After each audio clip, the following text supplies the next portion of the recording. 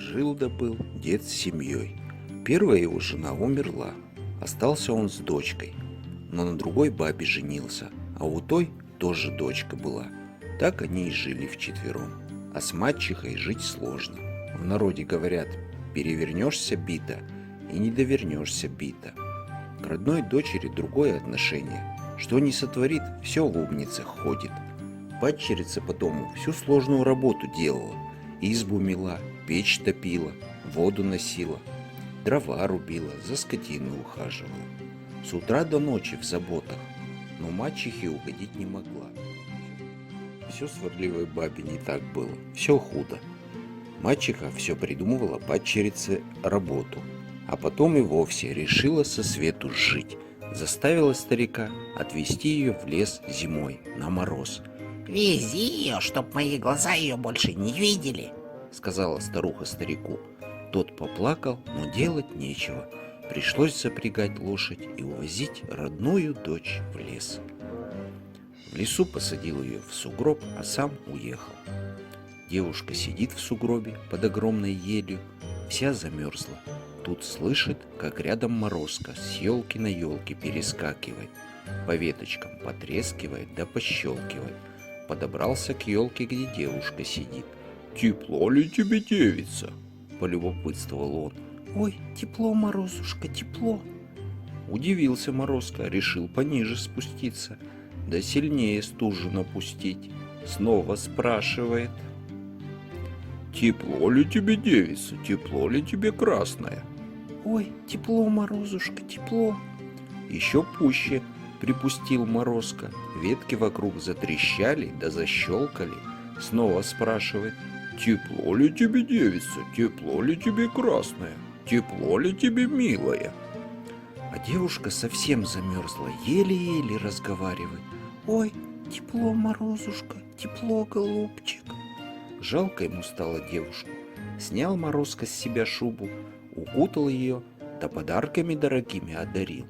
Тем временем мачеха печет блины поминальные, да кричит старику: «Вези свою дочь, хоронить будем».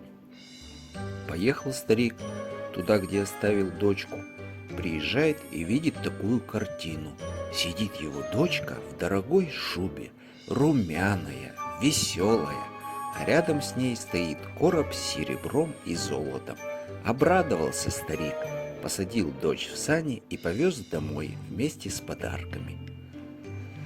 Старуха ждет старика, блины печет, а собака под столом тявкает да приговаривает: «Тяв, тяв, старик везет свою дочь с золотом и серебром в придачу, а старухину дочь никто замуж не берет».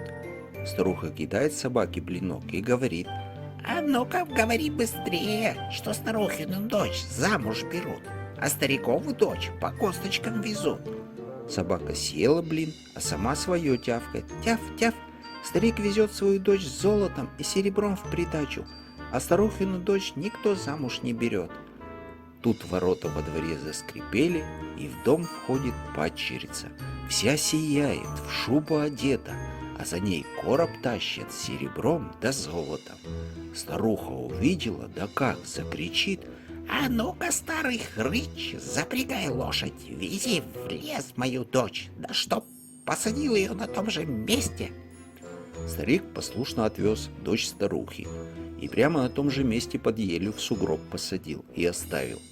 Сидит девушка в снегу, холодно ей, она зубами стучит. Заприметил ее Морозко, стал по лесу потрескивать, с елки на елку перескакивать. Подобрался к елке, где девушка сидит. «Тепло ли тебе, девица?» — полюбопытствовал он. А она ему: «Ой, холодно, не скрипи, не трещи, Морозко». Морозко ее не послушал, стал ниже спускаться и пуще потрескивать да пощелкивать. «Тепло ли тебе, девица, тепло ли тебе, красная?» «Ой, руки и ноги у меня отмерзли, уйди, Морозко». Еще пуще припустил Морозко. Ветки вокруг затрещали да защелкали, снова спрашивают: «Тепло ли тебе, девица, тепло ли тебе, красная, тепло ли тебе, милая?» А девушка ему в ответ: «Ой, совсем застудил, сгинь, пропади, проклятый Морозко». Морозко рассердился, да так припустил, что старухина дочь до косточек замерзла. Наутро старуха отправляет мужа в лес. Говорит: Поезжай-ка скорее, старый хрыч, вези дочь мою в злате и серебре. а сама пироги печет. Готовится дочь встречать с подарками. Собачка под столом сидит и тявкает. Тяв-тяв, старикову дочь женихи сватают, а старухину дочь по косточкам везут. Старуха кидает собаке перо. А ну-ка говори быстрее, что старухину дочь с коробом золота и серебра везут. Собака пирог съела, а сама свое тявкает. Тяв-тяв, старикову дочь женихи сватают, а старухину дочь по косточкам из лесу везут. Тут ворота во дворе заскрипели. Старуха на улицу побежала, а в санях ее дочка лежит, до косточек вся замерзшая.